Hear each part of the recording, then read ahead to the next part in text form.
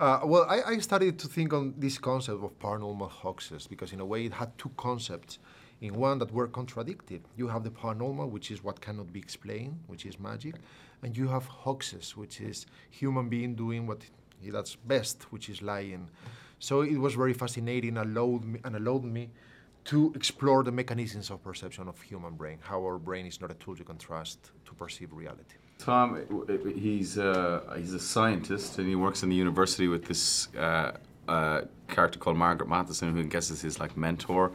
And their department is dedicated to exposing sort of fraud in guys who claim to have paranormal powers or extrasensory powers. And at the beginning of the movie, you know, he's a sort of a secondary character. He's quite reserved and he's very much in the skeptic camp. And then over the course of the movie, he becomes obsessed with this character called Simon Silver, and that's the sort of his journey. I did a lot of reading about it. I went to Vegas to see some of the more kind of showbiz aspect of it.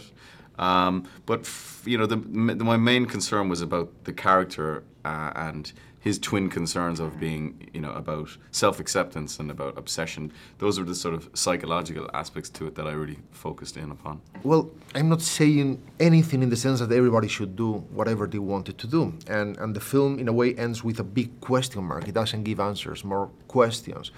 But yeah, I think that everybody should question everything. I think that that's what being really skeptic is. To be skeptic is to doubt.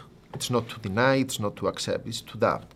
And the only way of trying to understand things is treating them as if they were new, as if you saw them for the very first time. And you only can do that if you question them.